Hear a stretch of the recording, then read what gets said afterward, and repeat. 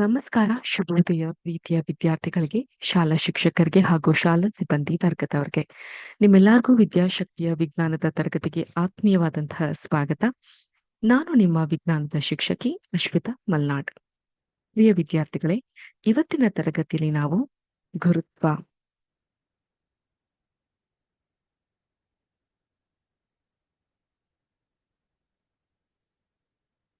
ಇದ್ರ ಬಗ್ಗೆ ತಿಳ್ಕೊಂತ ಹೋಗೋಣ.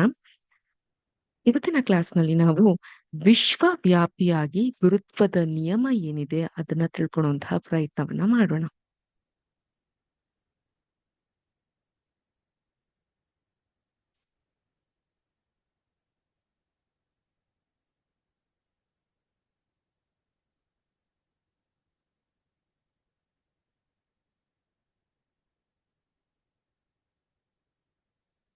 ಈಗ ವಿಶ್ವದ ಪ್ರತಿಯೊಂದು ವಸ್ತು ಕೂಡ ಪ್ರತಿಯೊಂದು ಇತರೆ ವಸ್ತುವನ್ನ ಬಲವೊಂದರಿಂದ ಆಕರ್ಷಿಸುತ್ತೆ. There is a force that reacts between two objects. ಈ ಬಲವು ಅವುಗಳ ರಾಶಿಗಳ ಗುಣಲಬ್ಧಕ್ಕೆ ನೇರ ಅನುಪಾತದಲ್ಲಿ ಇರುತ್ತೆ. ಈ ರೀತಿಯಾದಂತಹ ನೇರ ಅನುಪಾತದಲ್ಲಿ ಇರುತ್ತೆ. ಹಾಗೂ ಅವುಗಳ ನಡುವಿನ ಅಂತರದ ವರ್ಗಕ್ಕೆ ವಿಲೋಮ ಅನುಪಾತದಲ್ಲಿ ಅದು ಇರುತ್ತೆ. ಸೊ ಈ ರೀತಿಯಾಗಿ ಒಂದು ವಿಲೋಮವಾದಂತಹ ಅನುಪಾತದಲ್ಲಿ ಇರುತ್ತೆ. ಈ ಬಲವು ಎರಡು ವಸ್ತುಗಳ ಕೇಂದ್ರಗಳನ್ನ ಸೇರಿಸುವಂತಹ ರೇಖೆಯಲ್ಲಿ ನೇರವಾಗಿರುತ್ತೆ. ಇದನ್ನ ನಾವೊಂದು ಸಿಮ್ಯುಲೇಷನ್ ಮೂಲಕ ಅರ್ಥೈಸ್ಕೊಳ್ಳುವಂತಹ ಪ್ರಯತ್ನವನ್ನ ಮಾಡೋಣ.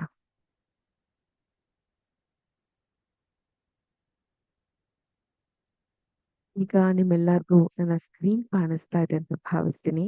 ನನ್ನ ಸ್ಕ್ರೀನ್ ಅನ್ನ ನೀವು ನೋಡಿದಾಗ ಇಲ್ಲಿ ನೀಲಿಯ ರೇಖೆಯ ಹೊಂದಿರುವಂತಹ ವ್ಯಕ್ತಿಯೊಬ್ಬನ ನೋಡ್ತೀರಾ, ಅದೇ ರೀತಿ ಕೆಂಪು ರೇಖೆಯ ವ್ಯಕ್ತಿಯೊಬ್ಬನ ನೋಡ್ತೀರಾ. ಸೊ ಇಲ್ಲಿ ಈ ಒಂದು ನೋಟಿಫಿಕೇಶನ್ ಸೈಂಟಿಫಿಕ್ ನೋಟೇಶನ್ ನೋಡಬಹುದು, ಅಥವಾ ಡೆಸಿಮಲ್ ರೀತಿಯಾಗಿ ನೀವು ನೋಡ್ತಾ ಹೋಗಬಹುದು, ಅಥವಾ ಬೇಡದೇ ಇದ್ರೆ ಅದನ್ನ ಹೈಡ್ ಕೂಡ ಮಾಡಬಹುದು. ನಾನು ಡೆಸಿಮಲ್ ರೀತಿಯಲ್ಲಿ ಇರ್ತೀನಿ. ಮಾರ್ಸ್ 1 ಇದು, ಮಾರ್ಸ್ 2 ಇದು. ಸೊ ಎರಡು ಕೂಡ ನಾನು ಸಮಾಂತರ 10 kg ಇಟ್ಟಿದ್ದೀನಿ. ಈಗ ಮಾರ್ಸ್ 1 ಅನ್ನ ನಾನು ಸ್ವಲ್ಪ ಜಾಸ್ತಿ ಮಾಡ್ತಾ ಹೋಗ್ತೀನಿ 650 kgಗೆ. ಸೊ ಅದೇ ರೀತಿ ಮಾರ್ಸ್ 2 ಅನ್ನು ಕೂಡ ನಾನು ಸ್ವಲ್ಪ ಜಾಸ್ತಿ ಮಾಡ್ತಾ ಹೋದಾಗ ನೀವು ಕಾಣಬಹುದು ಇಲ್ಲಿ ವಿಲೋಮ ಅನುಪಾತದಲ್ಲಿ ಇವೆರಡು ಕೂಡ ಇನ್ಕ್ರೀಸ್ ಆಗ್ತಾ ಇದೆ. ಆದ್ರೆ ಅದನ್ನ ಸಮಾನಾಂತರವಾಗಿ 650 kgಯನ್ನ ಮಾಡ್ತಾ ಹೋದೆ ಅಂದಾಗ ಸೊ ಇವೆರಡು ಕೂಡ ಒಂದು ಸಮಾನವಾದಂತಹ ರೀತಿಯಲ್ಲಿ ಇರೋದನ್ನ ನೀವು ಕಾಣ್ತಾ ಹೋಗಬಹುದು. ಫೋರ್ಸ್ ಆನ್ M1/M2 0.000 ಆಗಿ 783.277 N ಇಲ್ಲೂ ಕೂಡ ಅದೇ. ಸೊ ಇಲ್ಲಿ ಇನ್ನೊಂದ್ ಸ್ವಲ್ಪ ಹೆಚ್ಚು ಮಾಡಿದಾಗ ಈ ಎರಡೂ ಕೂಡ ಹೆಚ್ಚಾಗ್ತಾ ಹೋಗುತ್ತೆ. ಸೊ ಅದೇ ಇದನ್ನ ಕಮ್ಮಿ ಮಾಡ್ತಾ ಹೋದಾಗ ಇವೆರಡು ಕೂಡ ಕಮ್ಮಿ ಆಗ್ತಾ ಹೋಗುತ್ತೆ. So you can get to know that ಒಂದಕ್ಕೊಂದು ಅದು ಹೇಗೆ ಪರ್ಪೆಂಡಿಕ್ಯುಲರ್ ಆಗಿ ನಿಂತಿದೆ ಅಂತ ಅಂದ್ಬಿಟ್ಟು. ಇದು ರೆಸ್ಪೆಕ್ಟಿವ್ ಆಫ್ ಇದು ಎಷ್ಟು ತೂಕ ಇದೆ ಅನ್ನೋದನ್ನ ಹೊರತುಪಡಿಸಿ ನೋಡಿದಾಗ ಕೂಡ ಇದು ಏಕ ರೀತಿಯಲ್ಲೇ ಏರ್ತಾ ಇದೆ, ಇಳಿತಾ ಇದೆ at any given point of time. So ಇಲ್ಲಿ ಯಾವುದೇ ರೀತಿಯಾದಂತಹ ವ್ಯತ್ಯಾಸವನ್ನ ನೀವು ಕಾಣ್ಲಿಕ್ಕೆ ಸಾಧ್ಯ ಆಗುದಿಲ್ಲ. So at any given point of time ಇವೆರಡೂ ಕೂಡ ಒಂದೇ ಆಗಿರುತ್ತೆ. ಸೈಂಟಿಫಿಕ್ ನೋಟೇಶನ್ ಅಲ್ಲಾದ್ರೂ ನೀವು ನೋಡಬಹುದು. ಇದನ್ನ ಫುಲ್ ಕಮ್ಮಿ ಮಾಡಿದ್ರು ಕೂಡ ಇದು ಪೂರ್ತಿಯಾಗಿ ಈ ಮಾಸ್ 830 kg ಇದೆ, ಇದು 180 kg ಇದೆ. ಆದ್ರೂ ಕೂಡ ಈ ನೋಟೇಶನ್ ಯಾವಾಗ್ಲೂ ಈಕ್ವಲ್ ಆಗಿರುತ್ತೆ ಅನ್ನೋದನ್ನ ನಾವು ಈ ಸಿಮ್ಯುಲೇಷನ್ ಮೂಲಕ ಅರ್ಥೈಸ್ಕೊಳ್ಳುವಂತಹ ಪ್ರಯತ್ನವನ್ನ ಮಾಡಿದ್ವಿ.